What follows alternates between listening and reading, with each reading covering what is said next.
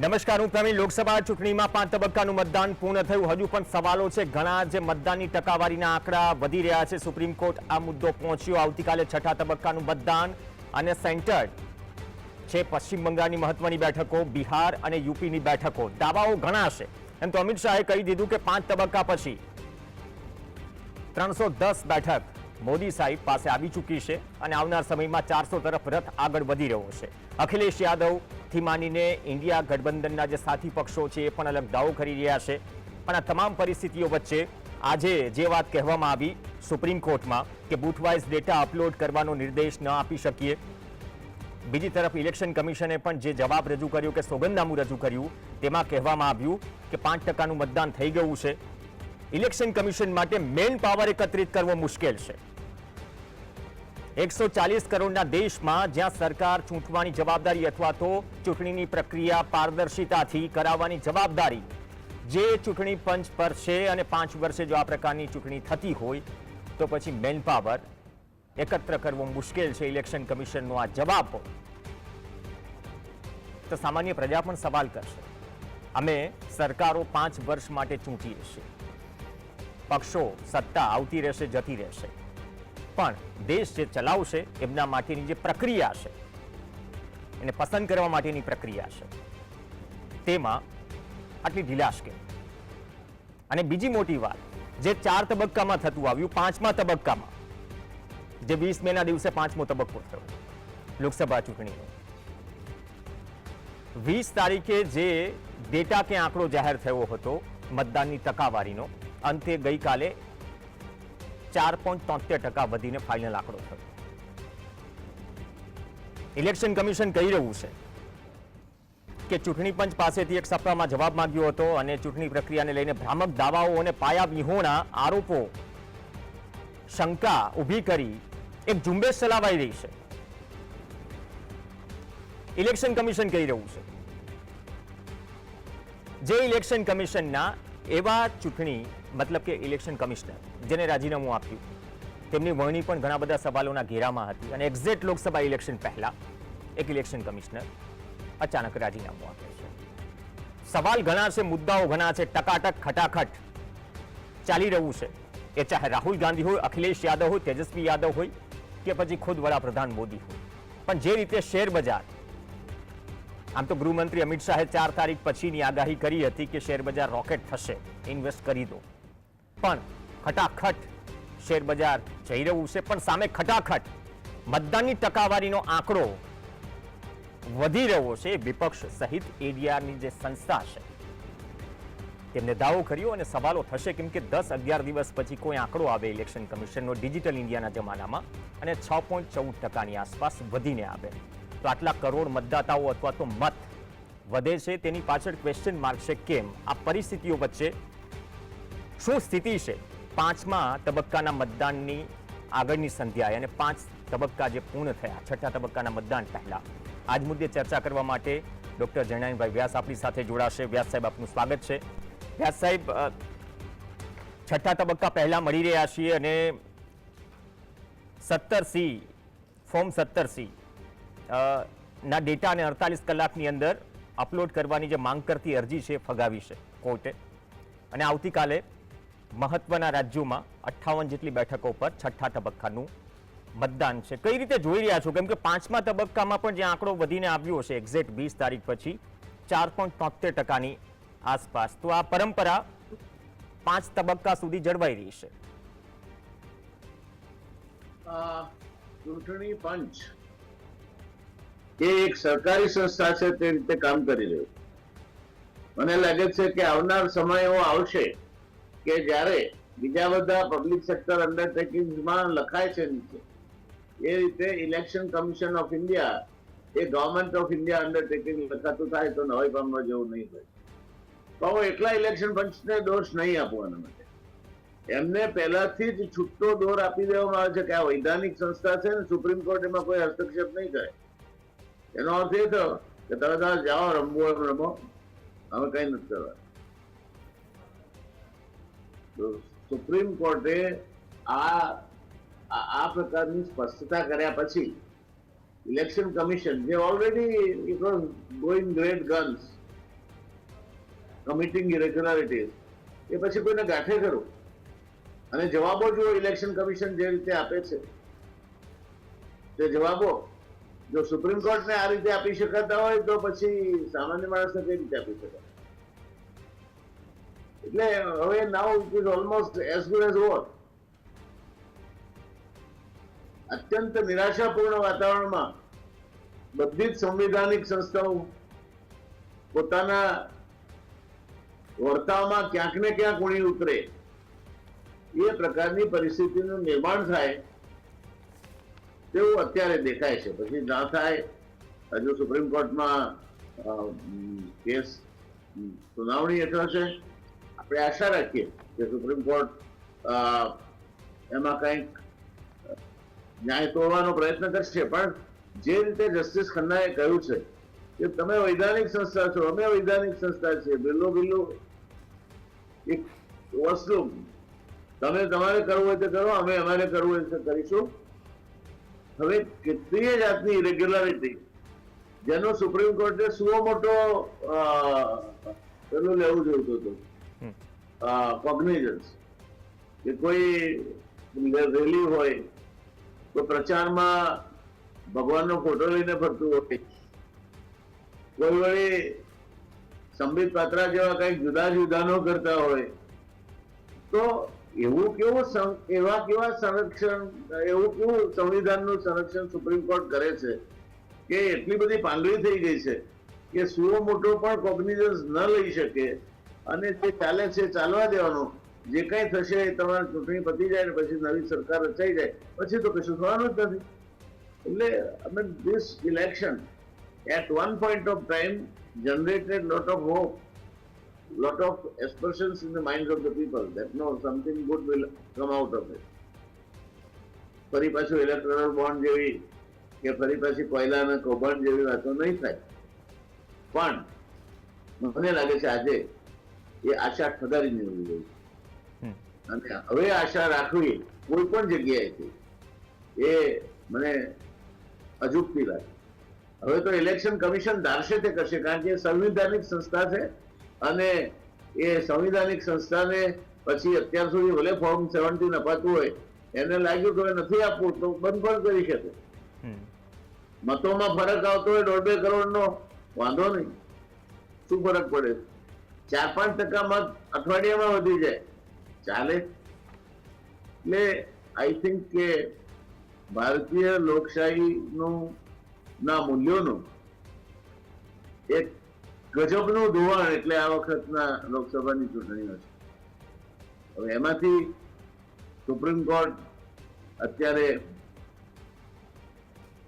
કંઈક રહી શાખ બચાવવા માટેનો પ્રયત્ન કરી રહી છે. We salute supreme court for that, but this also is a statement from supreme court કે અમે એક બંધારણીય સંસ્થાના કામમાં બીજી બંધારણીય સંસ્થા દખલ નહીં કરીએ.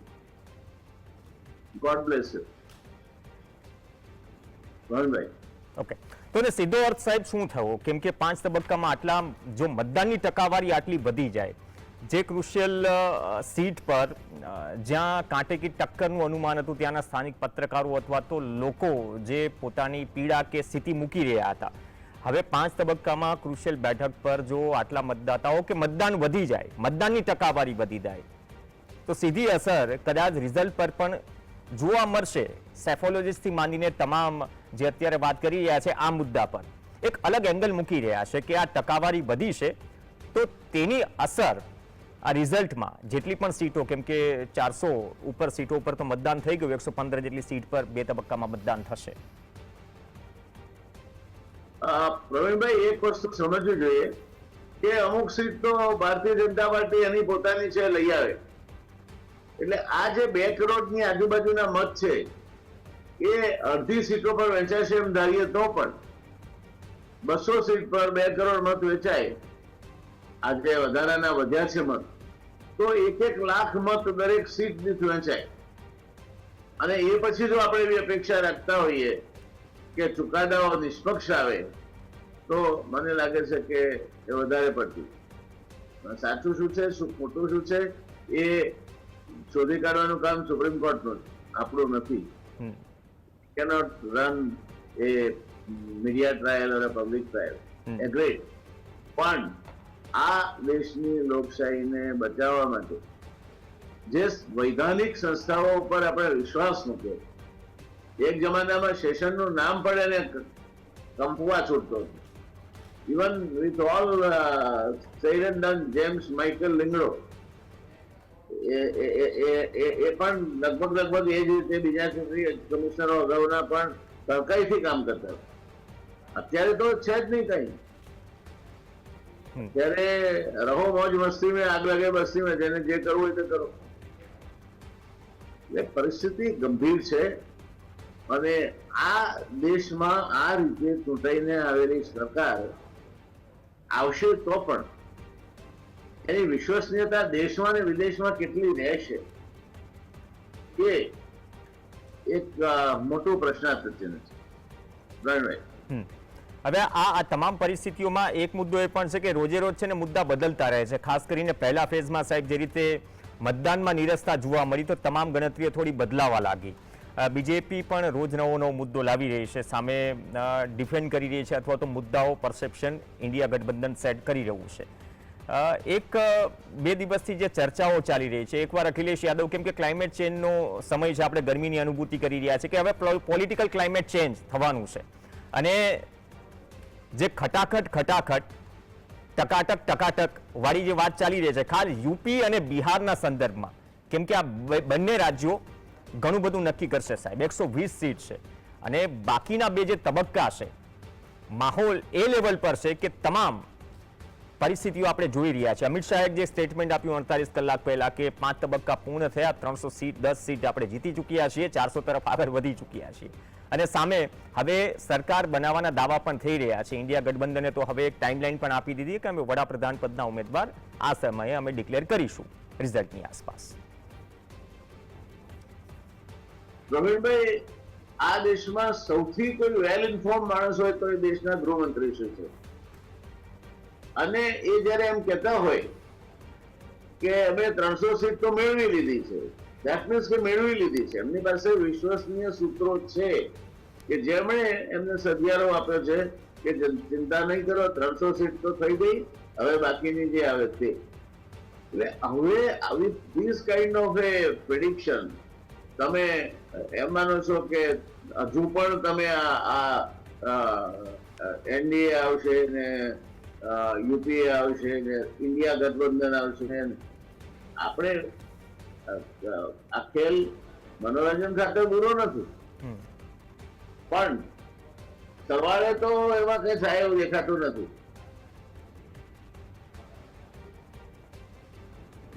શેર બજાર તૂટી રહ્યું હતું, હવે શેર બજાર ઊંચકાઈ રહ્યું છે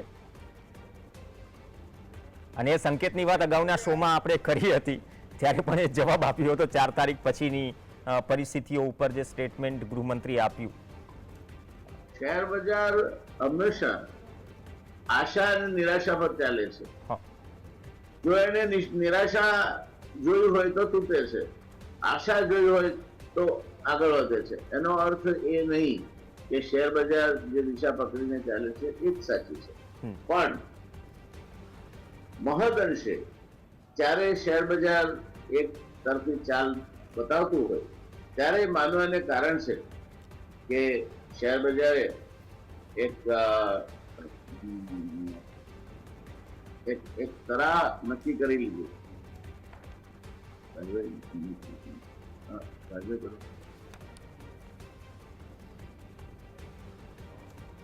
એટલે શેર બજાર ઉપરથી તમે કોઈ ધારણા મૂકતા હો તો શેર બજારમાં જે કમાવાના છે એમણે કમાઈ લીધું છે, હવે બીજી વાર કમાશે. બીજી વાર નીચા ભાવે માલ ઘર ભેગો થઈ ગયો જેના થવાનો હતો એ, અને હવે ટોચના ભાવે એ પાછો બજારમાં આવશે. સરવાળે એક ગલીબલ ઇન્વેસ્ટર, મારા તમારા જેવા અજ્ઞાન રોકાણકારો, એમના માટે આ બધા પ્રશ્નો છે. બાકી તો જે લોકોને જે કરવાનું છે એમણે તો એમની શેર બજારને ડિસ્કાઉન્ટ કરીને બેઠા છે, એવું બજારના વર્તુળો કે છે. તો યુપીની લડાઈ આપ કઈ રીતે જોઈ રહ્યા છો છેલ્લા 2 તબક્કામાં, યુપી અને બિહારની સાહેબ લડાઈ? જો યુપી ને બિહાર બંને અગત્યના રાજ્યો છે અને યુપી ને બિહારમાં કોઈ કારણ નથી એમને જુદા પાડવાનું. એટલે જ્યાં જ્યાં શક્ય છે ત્યાં જે કોઈ પ્રકારની વિદ્યા વાપરવાની હશે તે વપરાઈ હશે. સવાલ એ જ છે કે કેટલા અંશે વપરાય છે. બાકી તો હું પહેલાથી કહેતો આવ્યો છું કે 4 M છે: money, man power, government machinery and machine. આમાંથી 3 વપરાઈ ચુક્યા. મશીનના કિસ્સામાં એ ખુલશે એટલે ખબર પડશે કે એ પણ વપરાઈ ચુક્યું છે. ચલો એમની જ વાત કરી તો મમતા બેનર્જીની પણ વાત કરી લઈએ. ખૂબ ચર્ચામાં હતી. આવતીકાલે પશ્ચિમ બંગાળની 8 બેઠક પર મતદાન છે. ત્યાં દાવો છે કે જે રિકવરી હિન્દી બેલ્ટમાંથી મતલબ કે જે નુકસાની થશે અમે પશ્ચિમ બંગાળ અને સાઉથ ઇન્ડિયાના જે 5 રાજ્યો છે દક્ષિણ ભારતના ત્યાંથી અમે રિકવરી કરીશું. એક ઓબીસી સર્ટિફિકેટ વાળો હાઈકોર્ટની જે વાત આવી પશ્ચિમ બંગાળથી, આજે અચાનક જ એક સ્ટેટમેન્ટ આવે છે કે મધ્યપ્રદેશ અને રાજસ્થાનમાં પણ અમુક જે મુસ્લિમ ગણના છે તેમને જે ઓબીસીમાં સામેલ કરવામાં આવે છે તેમની પણ સમીક્ષા થશે.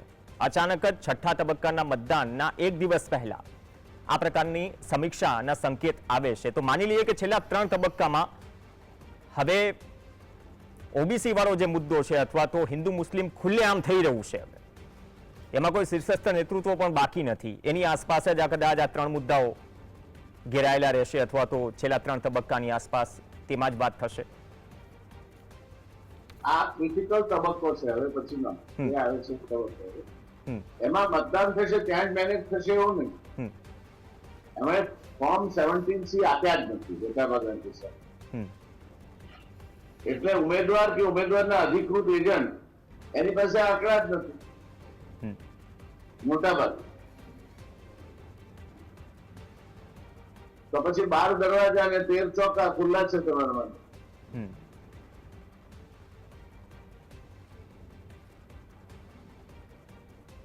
પોલરાઇઝેશનની પણ ભરપૂર કોશિશ થઈ, પણ મેં જે વાત કરી વેસ્ટ બેંગોલના મુદ્દાની અને આજે જે સમીક્ષાની વાત કરી, તો હવે શું એના પર નિર્ભર છે કે નુકસાની કે જે નુકસાનીની ટકાવારી છે એને ઘટાડી શકાય અથવા એ કોઈ દાવપેચ આ છેલ્લા 2 તબક્કામાં કદાચ વધારે આવી રહેશે? કેમ કે બાકી બધા તીર લાગ્યા નથી. એટલા જે તકલીફો મોંઘવારી બેરોજગારીને લઈને છે સાહેબ, આઈઆઈટી ઉપર તમે તો આઈઆઈટીએન છો, આઈઆઈટી ઉપર જે ગઈકાલે રિપોર્ટ આવ્યો અને પૂર્વ જે બોમ્બે આઈઆઈટીના એક વિદ્યાર્થીએ જ આરટીઆઈ કરી હતી કે 29% આઈઆઈટીના યુવાનોને કેમ્પસ મતલબ કે ઇન્ટરવ્યુ કે જોબ નથી મળી. એટલે પરિસ્થિતિ સામાન્ય લોકો માટે પણ નહીં, આઈઆઈટીએન્સ માટે પણ એક અલગ હિસાબથી અલગ કારણોથી એ પરિસ્થિતિ છે. આ બધું જ અરણ્ય ઉદન છે. હાલ પૂરતી તમે મતદાનમાં કોણ જીતશે એની વાત કરો તો જે રીતે 2.5 કરોડ મત વધ્યા છે એ રીતે દીવા જેવું સ્પષ્ટ છે. કોઈ આશાસ્પદ માણસ કઈ આશા રાખીને બેઠો હોય તો એને અત્યારે તડકો પડે છે તો માટલાનું પાણી એ ગરમ હોય છે, નહીં નાખવું જોઈએ.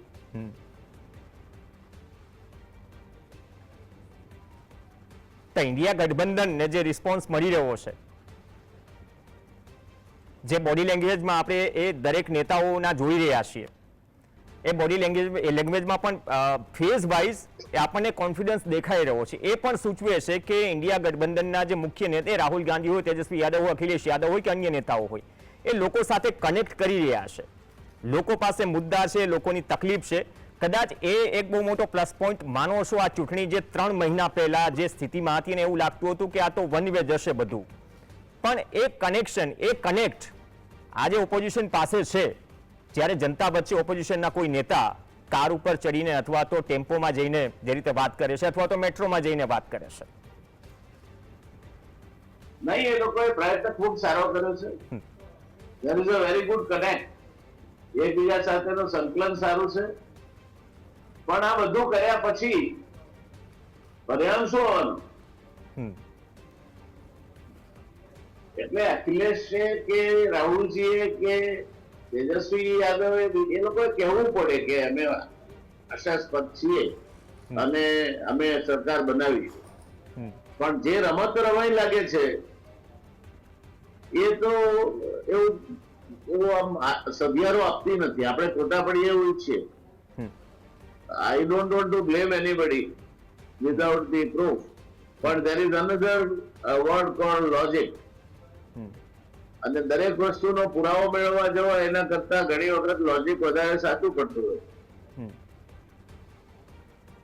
તો આ પ્રકારની સ્થિતિ અથવા તો જે રમત શબ્દનો ઉપયોગ કર્યો, કદાચ ઓપોઝિશન પણ બખૂબી વાકેફ હશે કે આ પ્રકારની સ્થિતિ પણ ઉદ્ભવી શકે, કેમ કે ભૂતકાળમાં પણ એજન્સીઓ સામે સવાલ કર્યા છે આ જ વિપક્ષે, અને વિપક્ષ પણ ગયું છે સુપ્રીમ કોર્ટમાં મુદ્દાને લઈને. તો આ પ્રકારની સ્થિતિ આવશે તો આવું થશે એ વિપક્ષને ખ્યાલ જ હોય છે.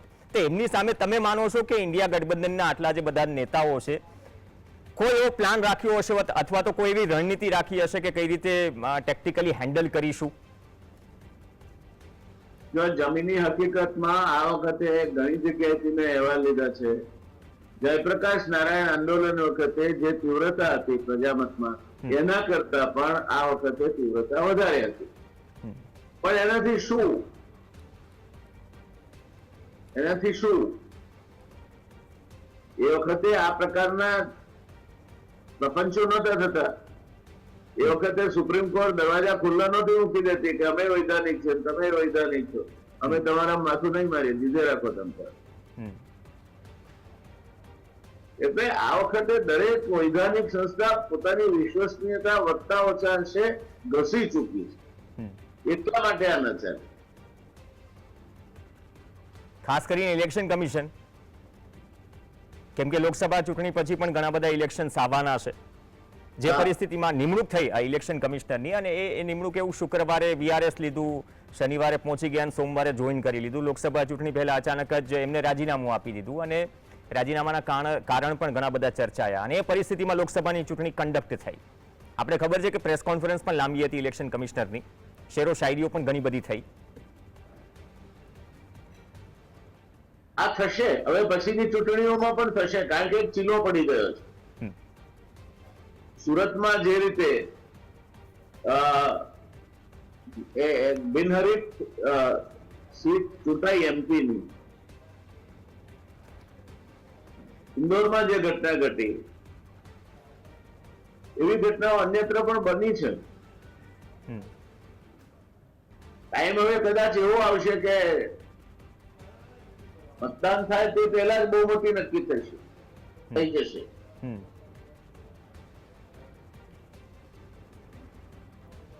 જસ્ટિસ ખન્નાએ જે કહ્યું કે અમે વૈધાનિક સંસ્થા છીએ, અમે વૈધાનિક સંસ્થાની કામગીરીમાં માથું નહીં મારીએ, મને લાગે છે કે એના જેટલું નિરાશાજનક statement, with all due respect to the Honorable Supreme Court, I have never heard. સાહેબ, છેલ્લો સવાલ, એક પછી એક જે ઇલેક્શન કમિશન પર જે આરોપો લાગી રહ્યા છે અથવા તો સવાલો ઉઠી રહ્યા છે, 140 કરોડના દેશમાં ચલો વિપક્ષ તો ઉઠાવી જ રહ્યું છે, પણ પ્રબુદ્ધ નાગરિકો અથવા તો જનતામાં પણ આ ઇલેક્શન શું મેસેજ લઈને જશે અથવા તો શું મેસેજ આપી રહ્યું છે આ બધી ઘટનાઓ? મેસેજ હશે, ધાર્યું ધરણીધરનું થાય એવી એક ભજનની કડી છે, એમ હવે ધાર્યું ઇલેક્શન કમિશનનું થાય એ મેસેજ જશે. અને સરકારી તંત્ર ચૂંટણી લડશે. ઓકે, ધન્યવાદ વ્યાસ સાહેબ, સમય કાઢ્યો અને ફરીથી જોડાયા. તો છઠ્ઠા તબક્કાની પૂર્વ સંધ્યાએ મોસ્ટલી ઇલેક્શન કમિશન ઉપર વાત થઈ, અને અંતિમ જે 2 તબક્કા બાકી છે તેના પર વાત થઈ, અને 5મા તબક્કાથી 6ઠ્ઠા તબક્કા વચ્ચે જે મુદ્દાઓ ચર્ચાયા તેના ઉપર વાત થઈ. સમયનો અભાવ છે, પણ આ બધા મુદ્દાઓ એવા છે કે જે મુદ્દાઓ અત્યારે સૌથી વધારે ચર્ચાઈ રહ્યા છે. અપેક્ષા સુપ્રીમ કોર્ટ પાસે પણ છે, અપેક્ષા ઇલેક્શન કમિશન પાસે પણ છે, અને જ્યાં સુધી ટ્રાન્સપરન્સીનો સવાલ આવે તો જ્યારે સત્તાની લડાઈ હોય અથવા તો પ્રજા જ્યારે સરકાર ચૂંટે તે પ્રક્રિયામાં જો ઇલેક્શન કમિશન એમ કહે કે મેન પાવર એક બહુ મોટી તકલીફ છે, એ સરકાર ચૂંટવાની છે 5 વર્ષ માટે અને એ પ્રક્રિયા કરવાની છે, એમાં જો મેન પાવરની કમી હોય તો કદાચ જવાબ 40 કરોડની જનતા કઈ રીતે લેશે એ પણ એક બહુ મોટો સવાલ છે. તો સત્તાની લડાઈમાં હાલ બસ આટલું જ. ફરી મળીશું. નમસ્કાર.